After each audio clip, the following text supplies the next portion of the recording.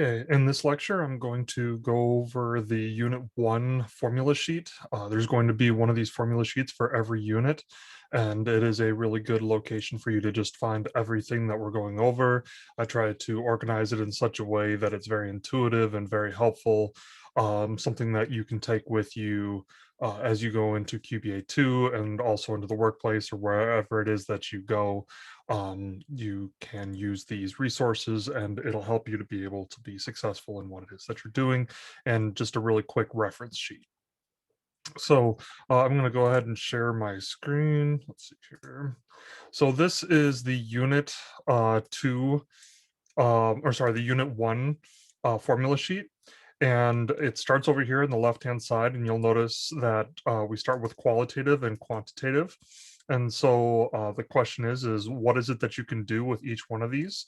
So you've got qualitative data, which is nominal and ordinal data, and then quantitative, which is interval and ratio. And so what is it that you can do with it? You can classify, count.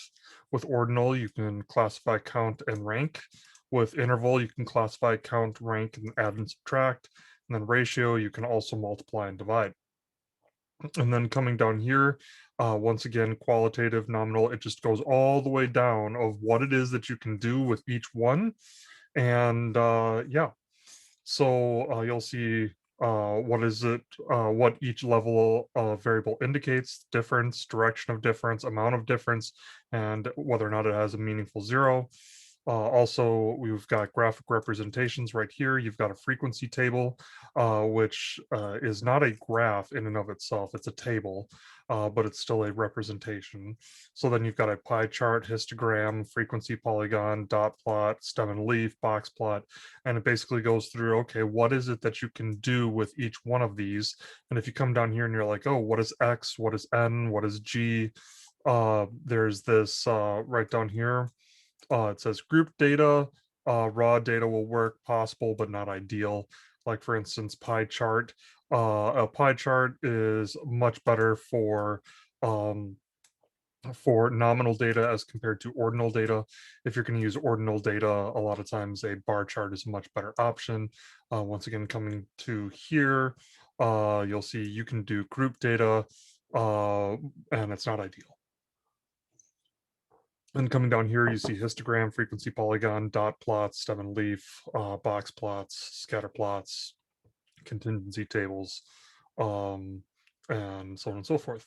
Then also measures of central tendency, the mode, the median, the mean, the range. What is it that you can do with each one of these? Once again, for nominal, ordinal, interval, and ratio, look at this. For nominal, you can calculate the mode. For ordinal, you can calculate the mode and median. And then for both interval and ratio, you can calculate the mode, median, mean, range, variance, standard deviation, skewness, dot, dot, dot, dot. This is the geometric mean and the rate of increase over time. Then coming over here to the right-hand side, you'll see for quantitative frequency distributions, if you want to determine the number of classes, this is the 2 to the k is greater than n rule, and then also determining the class interval or width. And so then there's nice little legend right down there. And then for percentiles, quartiles, deciles, for locations, you've got the location of the percentile formula right there, the location of the quartile. And notice percentile and quartile, it's pretty much the exact same thing. It's just when you're dealing with quartiles, there's only 4 quartiles, but there's 100 percentiles.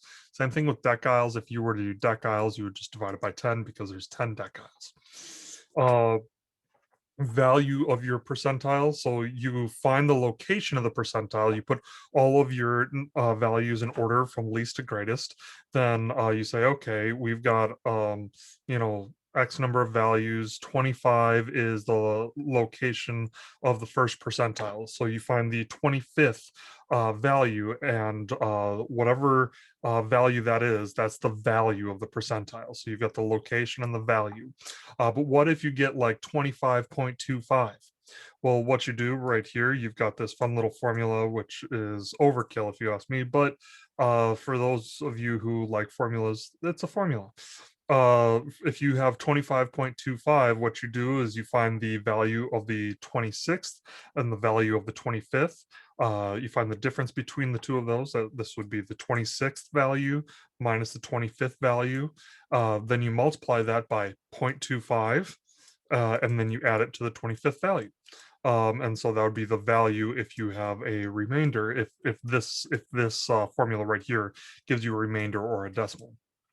And then there's a nice little legend right down here.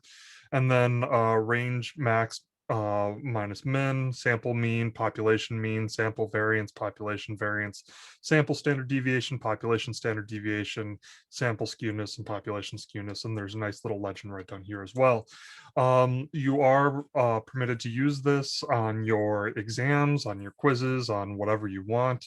I really don't care what you do with this. You can give it to your friends. You can keep it for yourself. It's just there to help you to succeed. Hopefully it does help you succeed. And if you have any questions, feel free to reach out. Yep, I guess that's pretty much it.